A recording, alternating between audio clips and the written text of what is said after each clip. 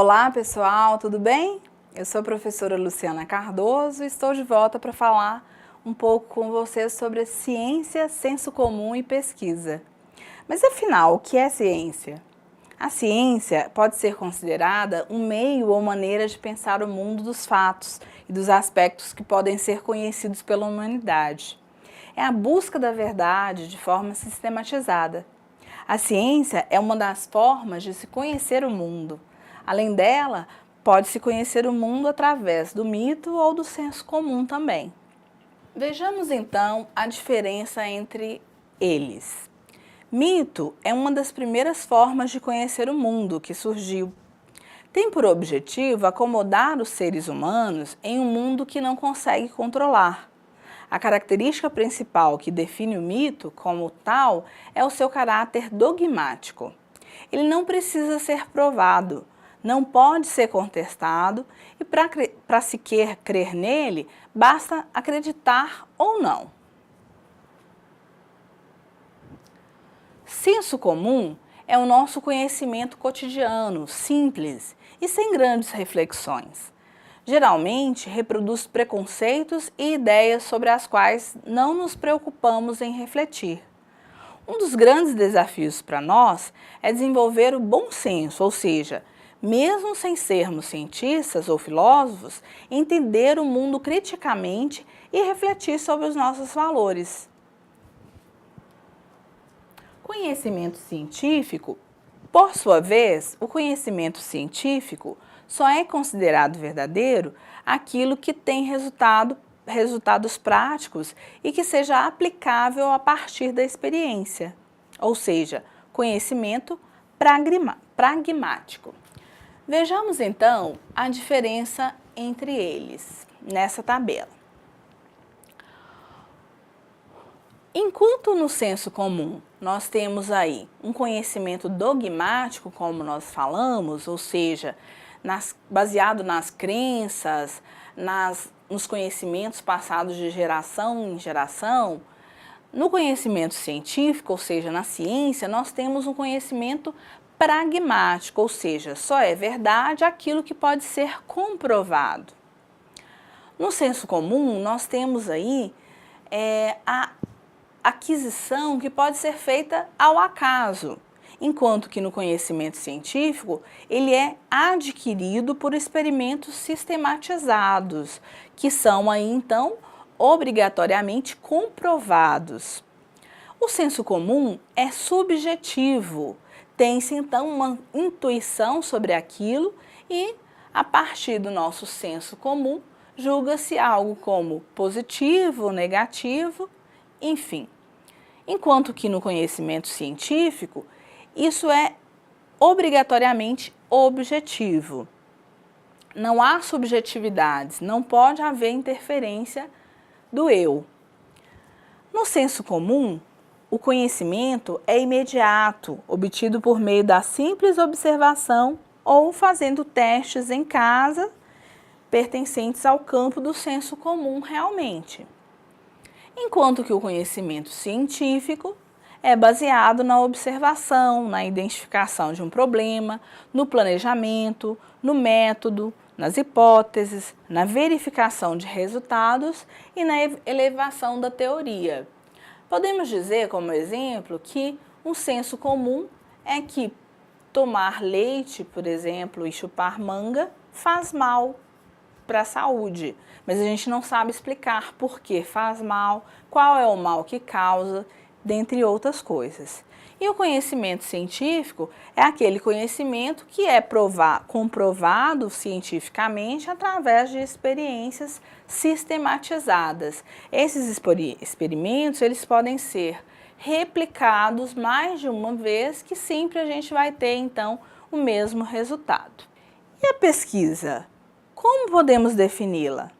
Uma pesquisa ela pode ser definida como um procedimento racional e sistemático que tem como meta encontrar respostas para os problemas que enfrentamos. A investigação científica depende de um conjunto de procedimentos intelectuais e técnicos para que seus objetivos sejam alcançados. Nesse sentido, método científico é então um conjunto de procedimentos técnicos e operacionais empregados numa investigação. Assim que você tiver um tempinho, dê uma olhada nos tipos e métodos de pesquisa e, se tiver alguma dúvida, entre em contato com o seu tutor, ok? Vocês viram na videoaula 2 com a professora Viviana alguns tipos de textos técnicos e científicos. Alguns deles vocês vão utilizar raramente, mas outros farão parte da sua vida estudantil e profissional, como o fichamento, o resumo, a resenha, relatórios e os projetos de pesquisa. Como a professora Viviana mencionou, a linguagem dos textos científicos produzidos para apresentar o resultado de uma investigação, de uma pesquisa científica, deve ser clara, objetiva, impessoal, ou seja, deve-se utilizar aí a terceira pessoa do singular, precisa, coerente, concisa e simples, facilitando assim a leitura e a interpretação dos leitores. Além disso, a redação de textos científicos segue as indicações da Associação Brasileira de Normas Técnicas, a ABNT. Guardem esse nome. Por exemplo, a forma de se fazer uma citação, que é a menção no texto de uma informação extraída de uma outra fonte, ela precisa seguir as normas estabelecidas por essa associação. A ABNT, ela diferencia então 3 tipos de citação e ela coloca como elas devem ser mencionadas no seu texto. Vejamos então.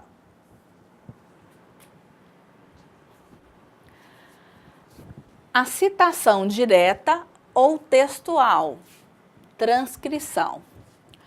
O que seria então a citação direta ou textual? É aquela em que se transcreve exatamente as palavras do autor citado. Essa citação direta pode ser breve ou longa. A citação direta longa é aquela que tem mais de 3 linhas e deve receber um destaque especial no texto, com um recuo diferente.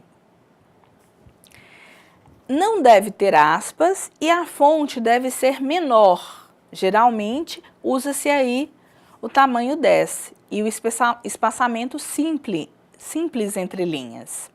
Por exemplo, os peixes são animais vertebrados aquáticos que vivem nos rios, oceanos e lagos. Apareceram em nosso planeta há milhões de anos, muito antes da espécie humana. Atualmente existem mais de 28.000 espécies catalogadas. Lima, 2001, página 27. Nesse caso, nós vimos então uma citação direta longa, porque ela possui mais de 3 linhas. Nesse caso, utilizou-se então um recuo no texto e fez-se então uma citação desse autor, Lima. Seu texto foi escrito em 2001, e consta na página 27 do seu livro.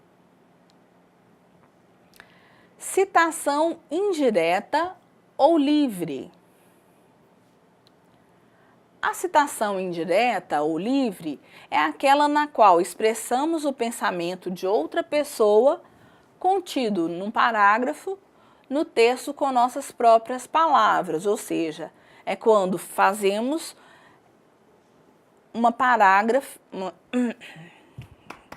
voltando, citação indireta ou livre. É a citação na qual expressamos o pensamento de uma outra pessoa através de nossas próprias palavras. Devemos indicar o nome do autor e o ano em letras minúsculas, se estiver no corpo do texto, como, por exemplo, segundo Santos, 1999, para caracterizar uma água são determinados diversos parâmetros. Então, aqui percebe-se que nós temos o nome do autor e também o ano, e esse nome é escrito em letras minúsculas, porque ele está dentro do texto. Devemos utilizar as letras maiúsculas quando nós temos aí a citação feita fora do texto, ou seja, se estiver dentro de parênteses com o ano de publicação.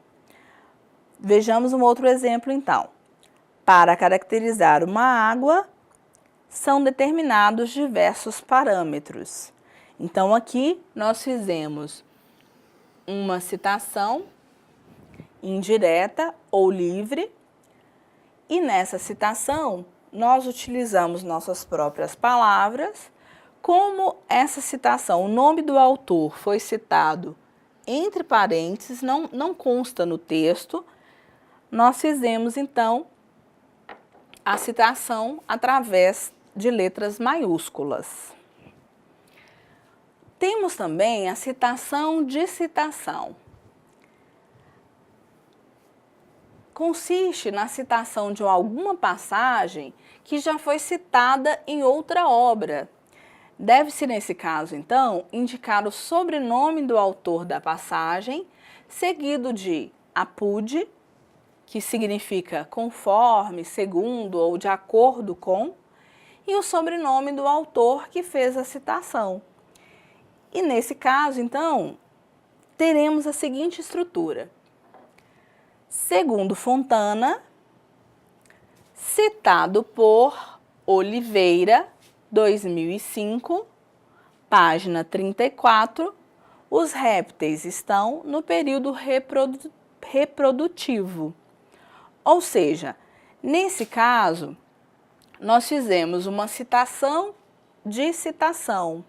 Nós, na verdade, então, lemos aí um autor que citou um outro autor. Por isso, nós utilizamos, então, a expressão apud, que quer dizer citado por.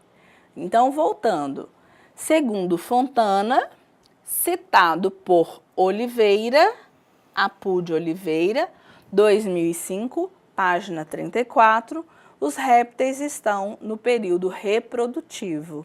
Então, nesse caso, nós não tivemos acesso ao texto de Fontana originalmente. Nós tivemos, na verdade, acesso ao texto de Oliveira. Nós fizemos, então, uma citação de citação. Vejamos um outro exemplo. Os répteis estão no período reprodutivo. Fontana, apud Oliveira, 2005, página 34. A única diferença entre esses dois textos é que no segundo caso, nós fizemos, então, a referenciação diretamente aqui dentro dos parênteses. Então, nesse caso, ambos os autores recebem aí letra maiúscula para referenciar o seu nome. Pessoal, uma coisa muito importante. A citação de citação, ela deve ser evitada e utilizada somente em casos de extrema necessidade, como, por exemplo, nos casos em que a obra esteja esgotada e de difícil acesso. As citações devem ter uma correlação com as referências, que são um conjunto padronizado de elementos descritivos retirados de um documento, que permitem, então, a sua identificação individual. Para conhecer um pouco mais essas normas, consulte o material complementar postado na sala virtual e a unidade 5 do caderno didático de metodologia científica. Bem, por hoje é só. Grande abraço e bom trabalho a todos. Até breve!